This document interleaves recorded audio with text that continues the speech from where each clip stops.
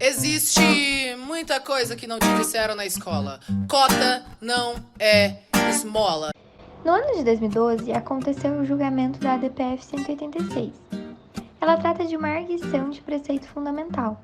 Em outras palavras, o Partido Democratas moveu uma ação questionando o sistema de cotas para indígenas e negros adotado pela Universidade de Brasília, UNB, desde 2004, a qual destinava 20% de suas vagas para candidatos indígenas e afrodescendentes. O Partido Democrata tinha como objetivo obter a declaração de inconstitucionalidade dos atos administrativos praticados pelo Conselho de Ensino, Pesquisa e Extensão da Universidade de Brasília. Assim, constatava que a universidade iria contra diversos preceitos fundamentais determinados na Constituição, como dignidade da pessoa humana, vedação ao preconceito de cor e à discriminação, repúdio ao racismo, igualdade, devido processo legal, direito universal à educação, igualdade nas condições de acesso ao ensino, autonomia universitária e o princípio meritocrático. O Partido DEM, contrário às cotas afirmativas para negros, afirmava que elas seriam uma forma de tornar o caminho mais fácil e que as pessoas não chegaram ao cargo ou vaga na universidade por mérito e por capacidade própria. Além disso, argumentavam ser muito difícil definir quem tem direito a essas políticas, porque raça é um conceito social e não biológico. A ação questionava se a raça, isoladamente, poderia ser considerada no Brasil como um critério válido, legítimo e razoável. A ADPF ainda defendia que, em nosso país, ninguém é excluído por ser negro. A dificuldade de acesso à educação e as desigualdades sociais elevadas se dão principalmente pela precária situação econômica, que acaba estimulando uma qualificação profissional deficiente, independentemente da cor de sua pele.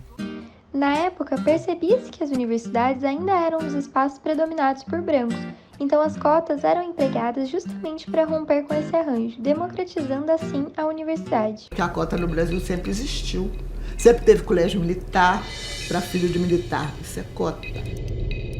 Sempre teve pensão para filha de militar, mesmo casada, isso é cota. Sempre teve atendimento especial para os filhos dos fazendeiros, a cota do boi.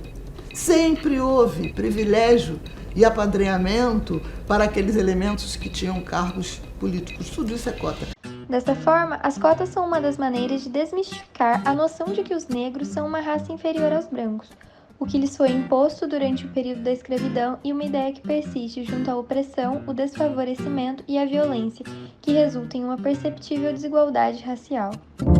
A população negra compõe mais da metade dos brasileiros. Na teoria, significa que os índices deveriam ser divididos proporcionalmente entre negros e brancos, mas na prática, isso está longe de acontecer. A educação é um bom exemplo disso. A chance de um negro ser analfabeto é 5 vezes maior que um branco. No outro extremo, somente 1 a cada 4 pessoas com ensino superior é negra. O impacto disso só aumenta quando pensamos fora da sala de aula. 70% das pessoas que vivem em situação de extrema pobreza no nosso país são negras. Pessoas com pele mais clara representam 80% dos brasileiros mais ricos. Em sua sustentação, a advogada do Partido DEM argumentava da seguinte maneira: a questão que se coloca nesta ação é de alta relevância para o Estado brasileiro. O que se discute na ADF é se nós queremos implementar no Brasil um modelo de Estado racializado. Um modelo onde os direitos das pessoas são definidos com base em critérios tênues, como a cor da pele. Não se discute na ação a existência de racismo, de preconceito e de discriminação em relação aos negros na sociedade, mas sim a melhor forma de integrar os negros no Brasil. Nota-se uma contradição nas ideias da advogada com a ADPF, pois discutir formas de reparação e inclusão social para pretos e indígenas é sim discutir a questão do racismo, uma vez que esse tipo de preconceito está inserido nas bases da sociedade. Além disso, apesar de ser difícil identificar quem é descendente de escravo e de raça ser um conceito social e não biológico, as desigualdades e o preconceito são decorrentes apenas da cor da pele. Não importa de quem os negros são descendentes, o que vale é a sua cor. O racismo no Brasil é de marca, não de origem. Além disso, tem-se no Brasil um racismo estrutural, resultante não só da escravidão, mas também após a escravidão, onde os negros ficaram sem terra, sem educação e sem trabalho. A República, tem as suas primeiras leis penais, dentre elas a lei de vadiagem, os negros que eram encontrados sem trabalho na rua poderiam ser presos. E você tem a lei do capoeira, que proíbe os negros de jogarem capoeira ou de manifestar as suas culturas na rua, porque na verdade o intuito, além de proibir essa manifestação, era proibir o agrupamento, o ajuntamento de negros nas ruas. E é por isso que a gente fala hoje que a gente tem um racismo que ele foi estruturando-se. Bom, acreditar que não existe racismo no Brasil é infelizmente uma utopia. O racismo mata e exclui, colocando à margem da sociedade um conjunto muito grande de pessoas.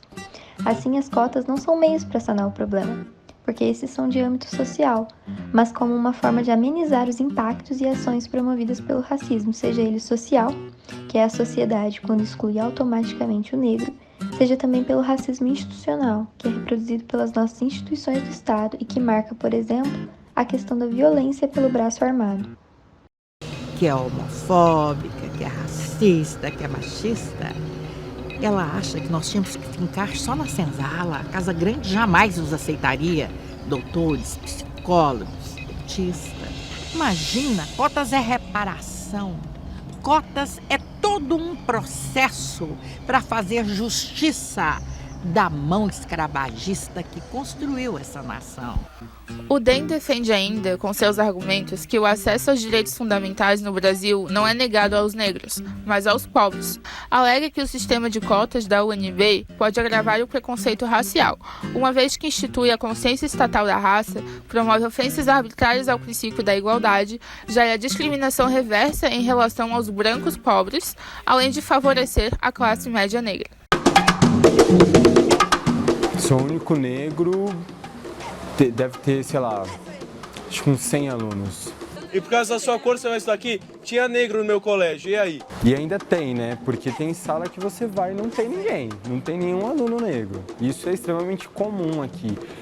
Neste ponto, o partido condenou, de certa forma, o preconceito, mas é notória ainda a persistência da discriminação. Com os dados que já foram ilustrados, no entanto, evidenciou-se que a maioria pobre e marginalizada no Brasil é negra, e o sistema de cotas não aumenta o racismo, pois as cotas prezam por uma equidade, que exige o reconhecimento das desigualdades existentes entre os indivíduos, para assim assegurar o tratamento desigual aos desiguais na busca da igualdade, e não uma mera igualdade. A classe pobre branca não é discriminada, porque toda a população com baixa renda, independentemente da cor da sua pele, está inserida no sistema de cotas.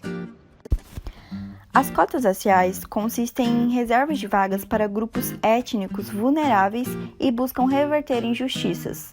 A UNB, quando adotou o sistema de cotas, destinava uma pequena porcentagem de suas vagas para negros e indígenas, visando apenas uma maior proporcionalidade. Sendo assim, não tiravam a oportunidade de ninguém, pois a porcentagem restante era destinada ao restante da população, a qual já era a maioria nos centros universitários. No atual direito brasileiro, a partir da implementação da Lei 2.711 de 2012, o sistema de ações afirmativas é regulado em âmbito federal e, após aprovados no vestibular, os alunos que se autodeclararam pretos e indígenas passam por uma banca avaliadora, justamente para evitar qualquer tipo de fraude. Além disso, 50% das vagas é direcionada à ampla concorrência, e as outras 50% é destinada às pessoas que estudaram seu ensino médio exclusivamente em escolas públicas. Dentro dessa divisão, metade é atribuída às pessoas com renda per capita menor que um salário mínimo e meio, e a outra para pessoas com renda per capita acima de um salário mínimo e meio. Dentro dessa divisão, existe ainda uma subdivisão, que varia de estado para estado. Tendo como exemplo, se 25 das vagas são para candidatos com renda inferior a um salário mínimo e meio, 13 vão para candidatos pretos, pardos e indígenas sem deficiência e 1 para pretos, pardos e indígenas com deficiência. As outras 12 são destinadas às demais vagas. As outras 25 vagas que são destinadas aos candidatos com renda maior que um salário mínimo e meio funcionam da mesma maneira. 13 são destinadas aos candidatos pretos, pardos e indígenas sem deficiência e 1 aos pretos, pardos e indígenas com deficiência. As outras 12 também são destinadas às demais vagas. O DEM afirmava que as cotas são uma forma de prejudicar pessoas brancas, vitimizar a comunidade negra ou de escancarar ainda mais o racismo. Havia uma ideia no senso comum de que isso é uma forma de excluir ainda mais a população negra, ou ainda de ser uma forma de preconceito contra os brancos ou de racismo reverso. Reverse racist. If I wanted to, all I would need would be a time machine, right? And what I'd do is I'd get in my time machine, I'd go back in time to before Europe colonized the world, right? And I'd convince the leaders of Africa, Asia, the Middle East, Central and South America to invade and colonize Europe, right? Just occupy them, steal their land and resources, set up some kind of like, I don't know, trans-Asian slave trade where we exported white people to work on giant rice plantations in China. Just ruin Europe over the course of a couple of centuries so all their descendants would want to migrate out and live in the places where black and brown people come from. But of course, in that time, I'd make sure I set up systems that privilege black and brown people at every conceivable social, political and economic opportunity. É possível constatar que as cotas visam diminuir a desigualdade racial e o racismo estrutural resultante de anos de escravidão no Brasil, que ainda excluem pessoas negras e indígenas da universidade, do mercado de trabalho e dos espaços públicos. As cotas seriam, então, uma maneira de suprir a falta de igualdade racial e representatividade de pessoas negras e indígenas nos cursos superiores e nos concursos públicos. Não é facilitar porque a prova é a mesma, não há diferenciação, não tem uma prova mais fácil para o negro. O que acontece é que o número de negros eu considero que seja sempre menor do que o número de brancos.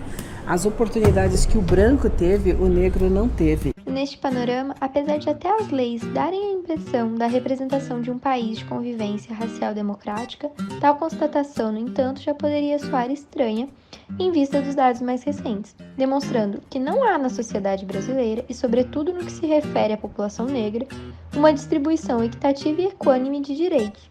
Essa afirmação pode ser comprovada com base em graus e esferas diferentes. O social brasileiro, ele não é que tipo assim, ele é cego, ele mesmo tapa seus olhos. Porque como que uma vítima ela olha pra mim e fala que me reconheceu por conta do meu cabelo?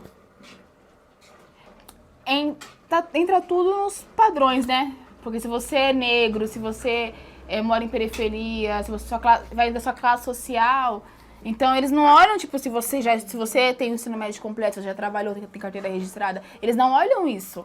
Eles querem saber a sua cor. A existência de racismo nas práticas penais brasileiras também é notória, partindo do princípio de que a igualdade jurídica constitui uma das bases fundamentais da sociedade moderna. Supõe que qualquer indivíduo, independentemente de sua classe, gênero, geração, etnia ou qualquer outra clivagem socioeconômica ou cultural, deve gozar de direitos civis, sociais e políticos. Réus negros tendem a ser mais perseguidos pela vigilância policial. Réus negros experimentam maiores obstáculos de acesso à justiça criminal e maiores dificuldades de usufruírem do direito de ampla defesa, assegurada pelas normas constitucionais vigentes.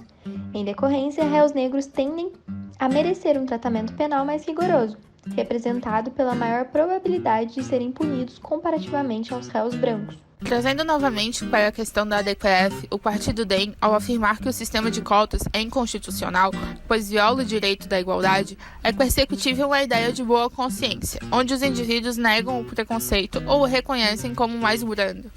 Afirma-se de modo genérico e sem questionamento uma certa harmonia racial e o direciona para o plano pessoal os possíveis conflitos, representando assim o mito da democracia racial.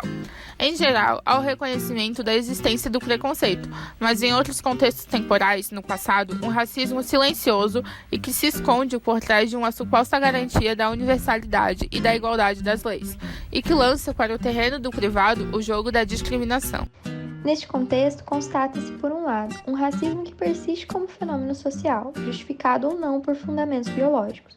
De outro, no caso brasileiro, a mestiçagem e a aposta no branqueamento da população, identificada anos após a escravidão, geraram um racismo à la brasileira, que percebe antes colorações do que raças, que admite a discriminação apenas na esfera privada e difunde a universalidade das leis, que impõe a desigualdade nas condições de vida, mas é assimilacionista no plano da cultura.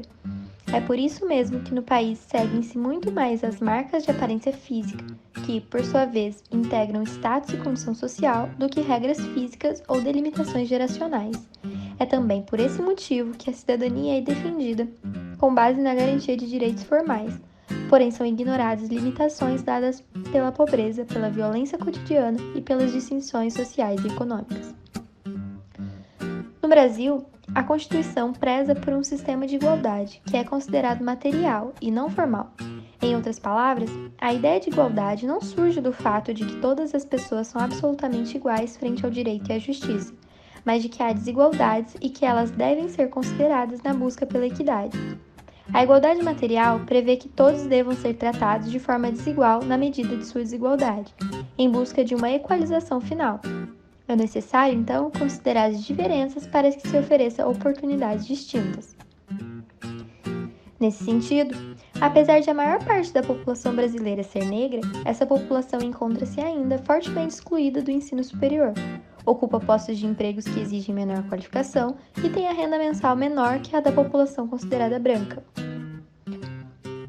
Deste modo, nota-se a sociedade racista que vivemos, onde os negros não têm boas oportunidades por existir um sistema de opressão que privilegia um grupo racial em detrimento de outros. Assim, a lógica das cotas é a inclusão.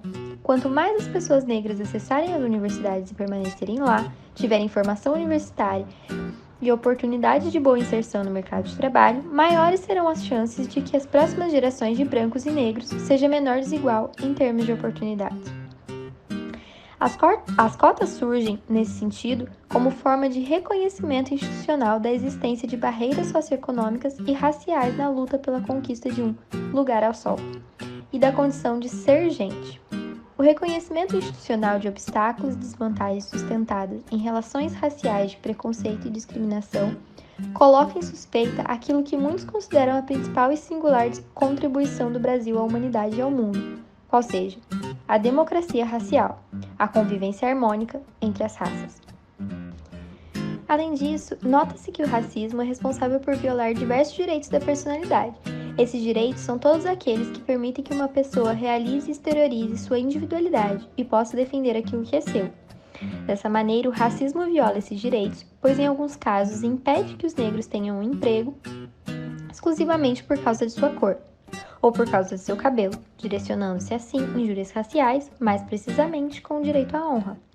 E em casos mais severos, viola a integridade física, matando as pessoas pela sua cor, como é o caso de George Floyd nos Estados Unidos, ou do homem que morreu no mercado Carrefour. Ambos foram mortos por serem associados à criminalidade, o que está intrinsecamente ligado às características, à identidade deles.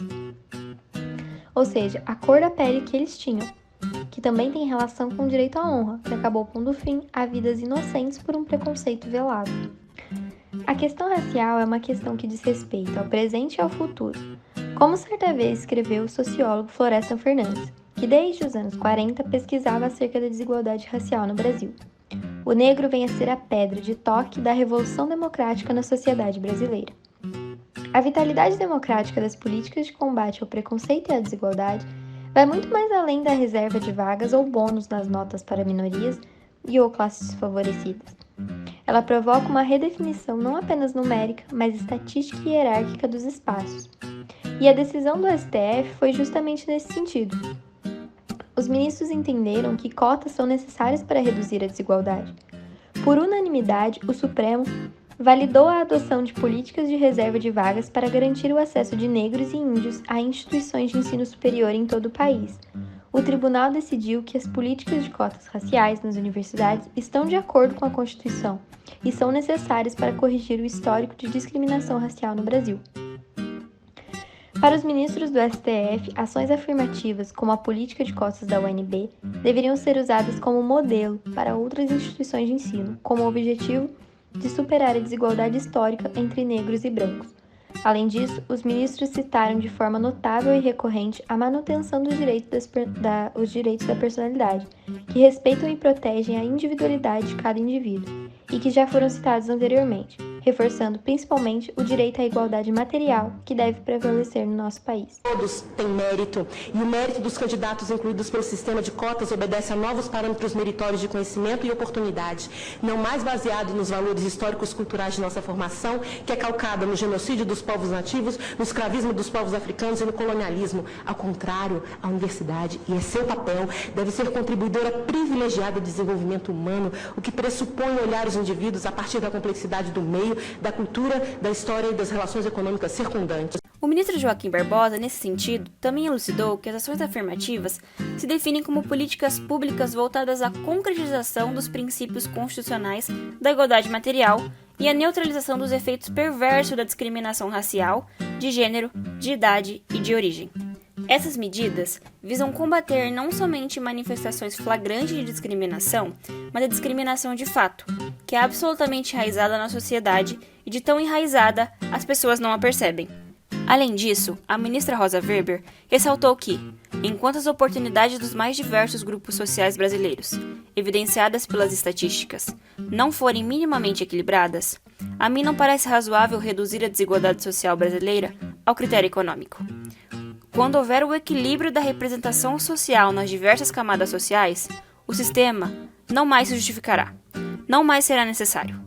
Quando o negro se tornar visível nas esferas mais almejadas da sociedade, política compensatória alguma será necessária, apontando o caráter provisório das cotas. A defesa da UNB argumentou que o sistema de cotas raciais busca corrigir a falta de acesso dos negros à universidade. Segundo a advogada Indira Quaresma, que representou a instituição, os negros foram alijados de riquezas econômicas e intelectuais ao longo da história. Para ela, a ausência de negros nas universidades reforça a segregação racial.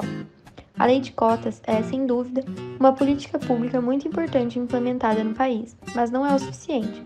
As cotas ainda não conseguiram fazer a reparação histórica pela qual ela foi criada, por isso há necessidade de permanência. Nesse sentido, antes de qualquer medida que determine o fim das cotas, visto que elas são provisórias, deve-se constatar que uma sociedade igualitária, não apenas formalmente, mas materialmente, prezando pela equidade e pela justiça. Alunos e alunas negras dentro da universidade, a gente precisa de espelho, a gente também precisa se enxergar lá em um outro lugar, a gente precisa se enxergar nos servidores, a gente precisa se enxergar nos professores e professoras. E ocupando esses espaços, que são espaços de poder também, né? Conhecimento é poder, a gente sabe disso, né? Informação é poder, é fundamental para que esse novo perfil de alunado que ingressa na universidade consiga enxergar perspectiva para além da formação, né? Para além da graduação. Indo mais além, é necessário outras medidas que visem diminuir e erradicar o racismo e as disparidades sociais e econômicas existentes no Brasil entre brancos e negros. E há algum que dê um enfoque maior nas mulheres negras de baixa renda, para que tanto um quanto o outro sejam inseridos no campo de trabalho e sejam vistos e notados não por sua cor, mas como seres humanos aptos como qualquer outro. Vitimismo, não bota a culpa em mim pra encobrir o seu racismo. E nem venha me dizer que isso é vitimice, que isso é vitimice, que isso é vitimismo. E nem venha me dizer que isso é vitimismo. Não bota a culpa em mim pra encobrir o seu racismo. E nem venha me dizer que isso é vitimice, que isso é vitimice, que isso é vitimismo. Experimenta nascer preto na favela pra você ver. O que rola com preto e pobre não aparece na TV. Opressão, humilhação, preconceito. A gente sabe como termina quando começa desse jeito.